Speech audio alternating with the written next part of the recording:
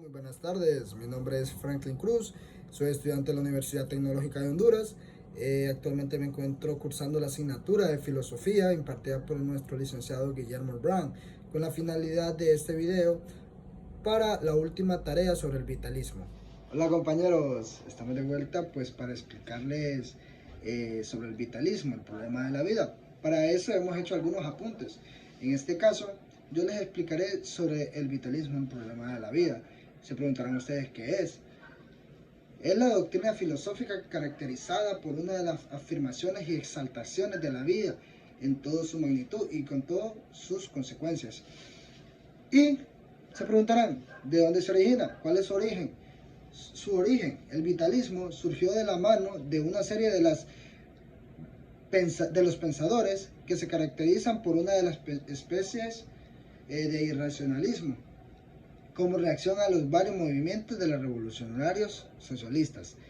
Uno de ellos era Wilhelm Dilthey, el filósofo alemán, para quien la vida es el existir humano, quien se vive y es un vivir histórico, en cuanto que la historia es la esencia del vivir humano.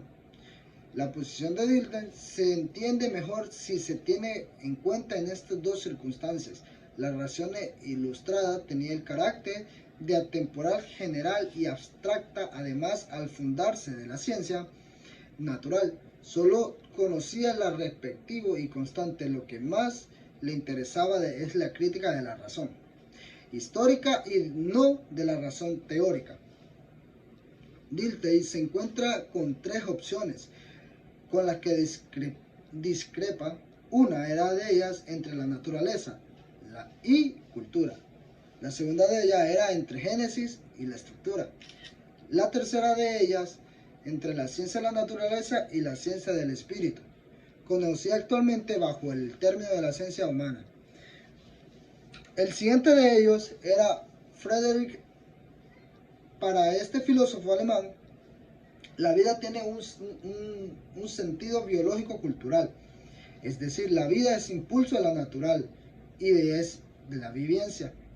En su tercera etapa, el filósofo denominado zaratrústica, después de objetar la manera tradicional de entender la vida y la voluntad, ¿verdad?, propone su especie, visión de la vida y su teoría sobre la voluntad de poder y del superhumano.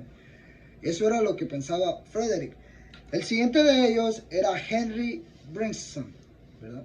Para este filósofo judío francés, la vida es impulso vital universal, y esta que lucha contra la materia por aquel que quiere progresar. Para Bergson, el objetivo del principio de la filosofía es la capacidad de la realidad, pero principalmente de la vida. Comienza por establecer la diferencia radical entre la ciencia y la filosofía, que según él derivaba del distinto camino que sigue cada uno para llegar a la realidad. La ciencia se vale del análisis, operación propia del intelecto. Seguimos con José Ortega. Para el filósofo español, la vida se maneja en dos sentidos. Se preguntarán cuáles son. En la primera etapa predomina el diálogo, mientras que en la segunda predomina el biográfico histórico. Para facilitar la comprensión de la vida, Ortega y Gasset nos presentan 7 categorías o conceptos explicativos, pero aclara que cuando habla de la vida no se refiere a la otra vida, o a la vida del físico o del místico. La primera es, vivir es encontrarse en el mundo, pero no entendido no como naturaleza, sino como el mundo que vivo yo y del cual tengo conciencia.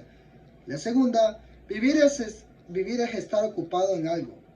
En sentido estricto, yo consigo en ocuparme con todo aquello que hay en el mundo, y el mundo consiste en todo aquello de que me ocupe y nada más. El tercer punto sería la finalidad.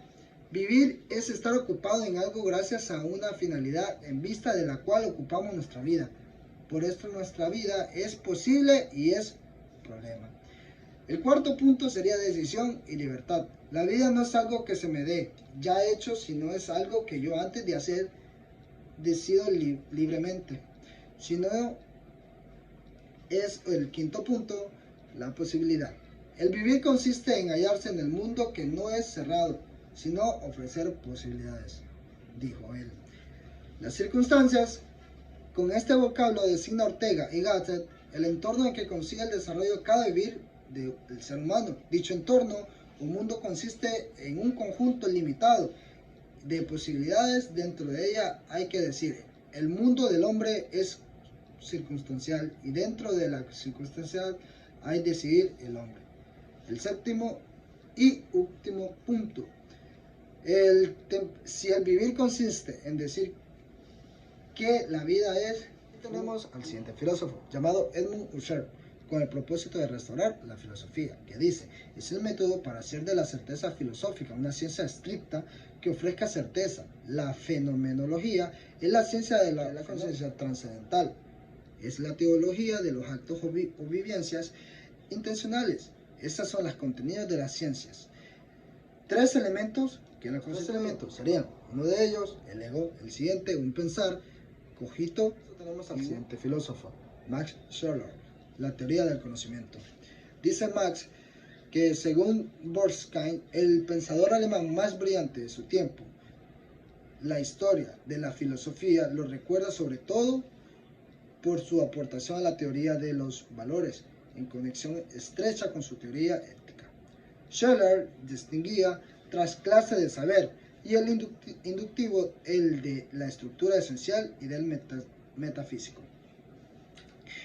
De ahí tenemos que la ética material de los valores. Scheler nos compartía la opinión de Kant, la opinión de que la ética tiene que ser formales, por lo contrario sería a posteriori, y por lo mismo empíricas y eudemonistas.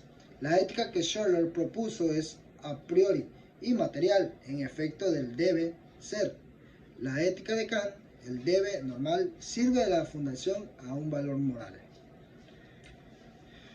Luego de eso tenemos la persona. El concepto básico de la persona está relacionada con lo asiológico.